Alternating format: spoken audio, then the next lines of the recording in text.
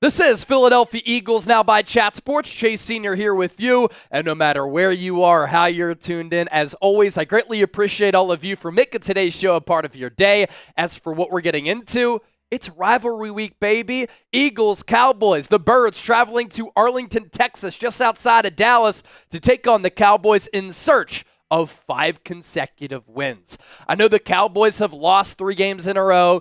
They're 3-5. Dak Prescott is on IR with a hamstring injury. Cooper Rush will start at quarterback. The Cowboys are not a good football team. In those 3 consecutive losses, they have lost badly to Detroit, San Francisco, and Atlanta, all playoff caliber teams. But anytime the Eagles play the Cowboys, whether it's at Jerry World or in South Philadelphia at Lincoln Financial Field, it's one of the top most anticipated games of the week. Sunday, November 10th is when it goes down.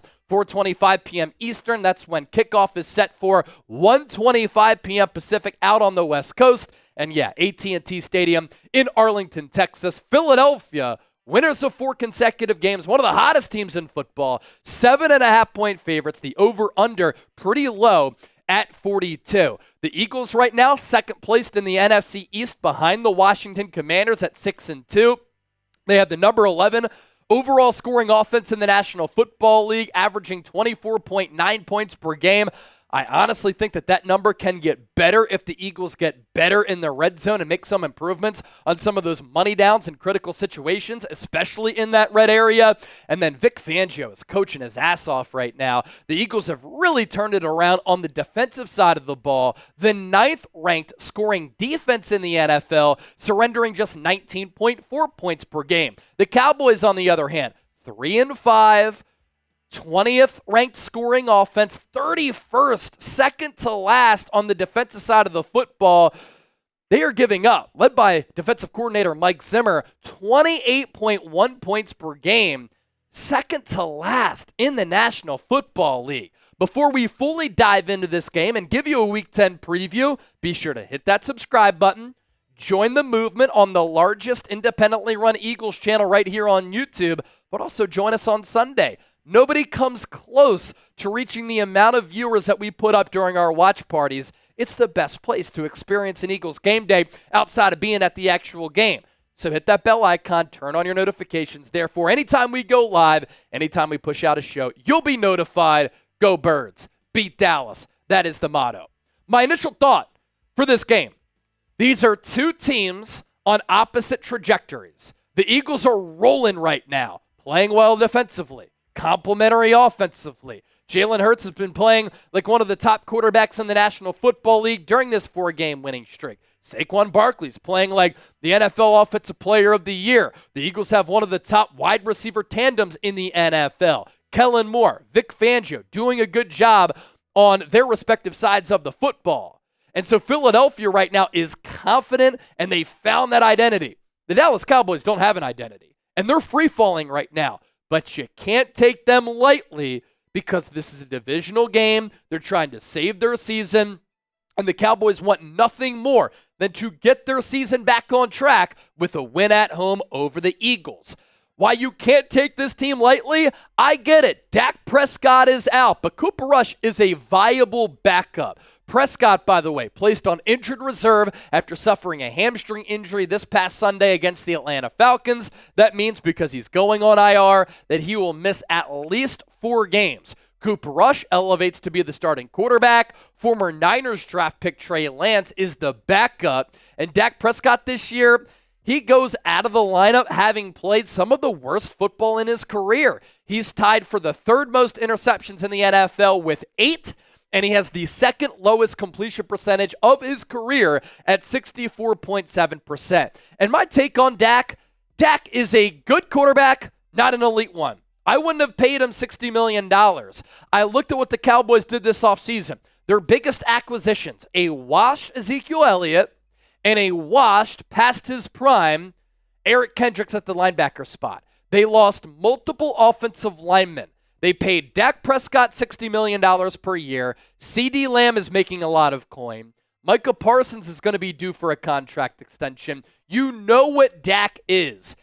A good to average quarterback who can't really maximize the offense, and make the teammates around him better. If I'm Dallas, all of their decisions pointed toward them resetting and rebuilding a little bit. I would have let him walk, and I would have tried to have drafted a quarterback like the Cowboys did with Dak, have that QB on that rookie contract, and then you can build up the team around that QB. You can pay CeeDee Lamb. You can pay Micah Parsons. And Dak has won a lot of regular season games. He's 76-46 in his career, but he's never made it past the second round. He only has 3 playoff games in his career, and because the Cowboys have paid him a lot of money, they've now become too Dak reliant.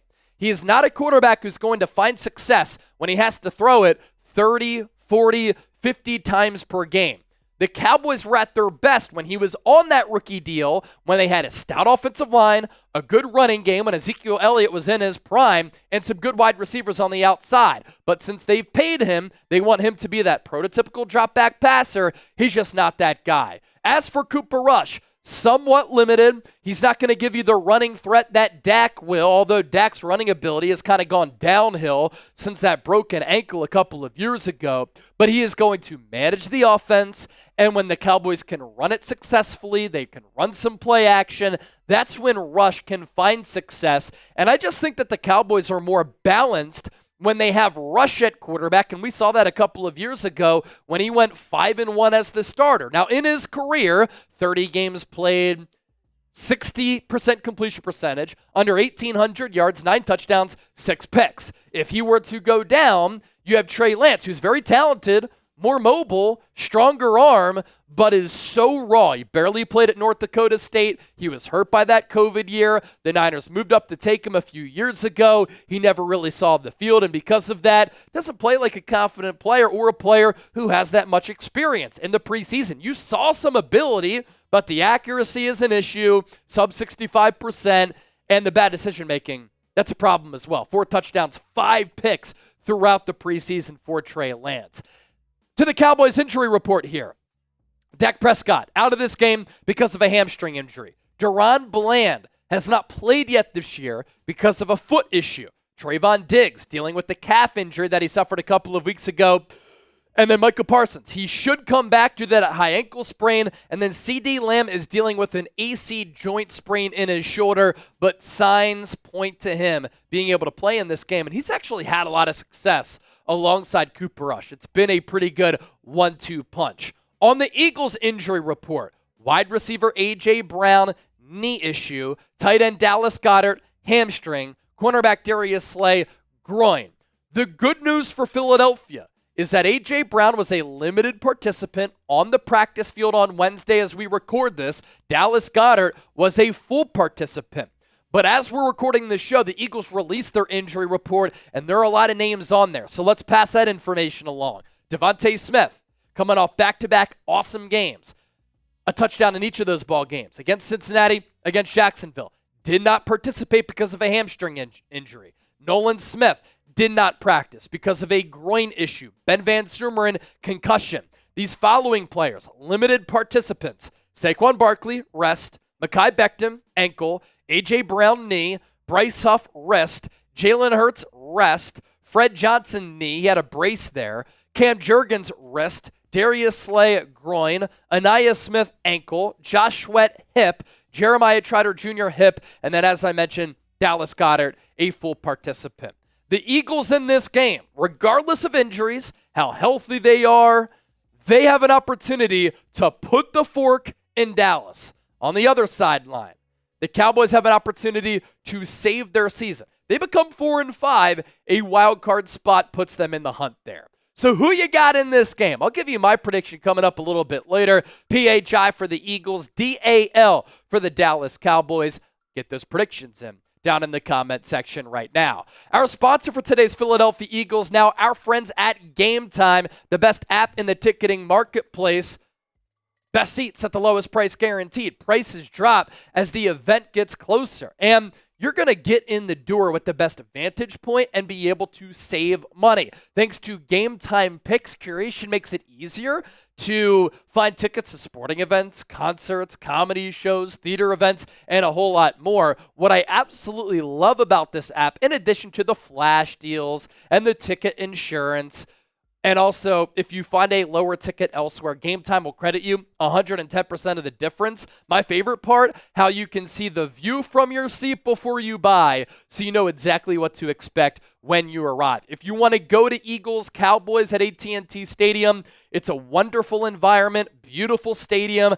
I suggest you go to Texas Live before it. It's very much like Xfinity Live in Philadelphia in the sports complex, but a bigger and better version, in my opinion, and I'm saying that about my hometown in Philadelphia. So download the app, create an account, use the code CHATSPORTS, CHATSPORTS, for $20 off. Terms apply. First purchase only. To the back half of our preview. In order for the Philadelphia Eagles to beat the Dallas Cowboys, they must do these following things. Let's break it down. Philadelphia's in a good spot, and they have an opportunity to push that record to 7-2, but they must check the boxes for my keys to the game. Number one, attack the porous Cowboys run defense. This Cowboys team is one of the worst teams in the National Football League at stopping the run. Here's where they rank in several categories. Yards per game, 30th. They're giving up 147.8 rushing yards per matchup. Yards per carry, 23rd among 32 teams at 4.6. EPA per carry, dead last. Stuff rate, dead last. Yards before contact, 18th. Little lower than middle of the pack. Yards after contact, not a good tackling team, 27th. That's where Saquon Barkley can thrive. Inside runs, also 32 among 32 teams. Outside runs, number one. So Philadelphia, they have to look at those numbers and build their running game around that. Light boxes, 30th. Stacked boxes, 3rd. And over their last 3 games, all 3 L's for the Cowboys. Look at how some of these really good teams with some high-level running backs have fared against Dallas. The Lions went into Jerry World on Jerry Jones's 82nd birthday, and they popped off for 36 carries, $184, 5.1 yards per carry. They went into the bye week, came out of the bye week in week 8, and the 49ers ran it right through them and right down their throats. 36 carries, 223 yards, 6.2 yards per pop. Jordan Mason, Isaac Guerrero, they went off. And then Atlanta, 33 carries, 100 yards, only 3.3 yards per carry, but Bijan Robinson able to make a couple of really good plays. And none of those running backs are having a season like Saquon Barkley. And none of those teams, in my opinion, have a running offense like Philadelphia. Here's where the Eagles rank offensively in running the football. Yards per game, 2nd, $191.9. Yards per carry, 8th at 4.9. EPA per carry, number 2. Success rate, 10th. Yards before contact, 4th. Yards after contact, 24th. So a big matchup in that game. Inside runs, 7th. Outside runs, 27th. Light boxes, 10th. And stacked boxes, 5th. As for Saquon Barkley and how he's faring this year, he is 2nd in the NFL in rushing yards per game. He is 4th in the NFL at yards per carry at 5.9. His EPA per carry is 12th, if you love the analytics there. His success rate is actually pretty low, 41.4%, 24th, but he's such a home run hitter where sometimes he won't pick up a big chunk and then he'll pop some long runs and really change the complexion of the game. Yards after contact, he is 8th, and explosive runs. This is where the Eagles have made their money. This is why the Eagles have been so good, particularly during this winning streak. Number 1 in explosive runs with 23 this year. My prediction in this game, I do think that Saquon Barkley can have a good ball game, but the Eagles have used him a lot. They need to conserve him a little bit. My prediction, Kenneth Gainwell scores his first touchdown of the season. Key to the game number 2. Because the Cowboys are without Dak Prescott, they're going to play more complementary football. They're going to try to establish the run with Cooper Rush as the team starting QB. Here's the issue. The Cowboys have not had success in running the ball. That's part scheme. That's because they don't have running back talent. That's because their offensive line is young and inexperienced. Yards per game running, 31st. Yards per carry, 30th. EPA per carry, 16th. Success rate, 18th. Yards before contact, 23rd. Yards after contact, dead last. Inside runs, 2nd. Outside runs, 28th. So they're going to try to run it a lot in between the tackles. Light boxes, 2nd. Stack boxes, 27th. This Eagles defense against the run has been one of the better units across the NFL, thanks to Vic Fangio. And also this defensive line's playing better. The linebacking core, Nakobe Dean, Zach Bond, they've been good against the run. And the Eagles have also done a much better job of tackling. That was a problem early in the year, especially against Tampa Bay. It was a glaring weakness last year. But the Eagles defense, they're 12th in yards per carry allowed at 4.4. Rushing yards per game, they're 5th. Rush play percentage, 39.8%. That is 8th. Key to the game number 3. Devontae Smith dealing with the hamstring injury. We'll see if he plays. We'll see if A.J. Brown plays. If A.J. Brown can't go and Devontae Smith is okay, the Eagles have to make it a point to get Devontae Smith going. They wait too long, in my opinion, to target him and get him in a groove. But once he finds that groove, he starts to be slippery, he starts to gain some confidence, and then he can reel off some big plays. And he sneakily is putting together another really good year. I mean, he's on pace for, once again, more than 1,000 yards receiving in 7 games so far. 47 targets, 35 grabs, 473 yards, yards per catch at 13.5. That has been so consistent with pretty much every year of his career, and he has 4 touchdowns. And in his last 2 games, the Eagles have targeted him a lot over the middle of the field, long balls, and he has certainly brought it, and he's risen up to the occasion. Against the Bengals, 7 targets, 6 catches, 85 yards, 4.2 yards per catch, and a tutty. It was on that long ball from Jalen Hurts to him as he took the top off of the defense. And then against the Jags, another long touchdown catch. 6 targets for the game, 4 grabs, 87 yards, 21.8 yards per catch, and a touchdown. Trayvon Diggs is banged up. Duron Bland is banged up. We'll see if he makes his season debut. This Cowboys defense in general just isn't all that good, and the Eagles have to take advantage, which brings me to key to the game number 4. Jalen Hurts, keep balling. During this 4-game winning streak, he has been playing like one of the top quarterbacks in the NFL. Accurate, decisive, making really good decisions with the football, playing clean games. And we've really seen him return to that 2022 form where he can hurt you with his arm, but then he offers you that dual threat. He looks a lot faster and explosive in running the ball. And because the Eagles have weapons on the outside, they have one of the top offensive lines in football, because he has Saquon Barkley in that backfield, we've seen that lead to Hurts being able to have more vacant running lanes and open running lanes.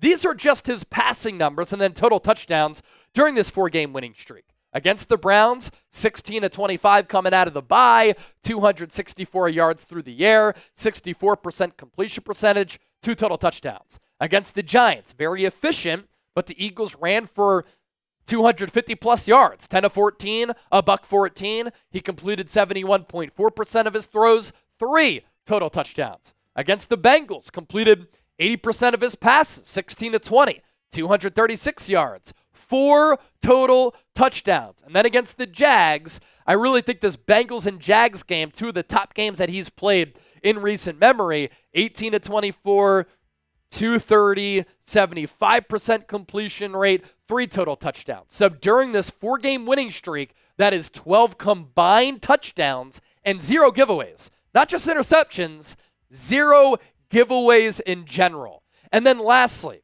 what the Eagles have done during this 4-game winning stretch, they've played complementary football, and that makes them very difficult to defend. They're running it. They're throwing it. They're not turning it over. They're putting together long, sustainable drives. If they can get better in the red zone, my goodness, this team can be very, very scary.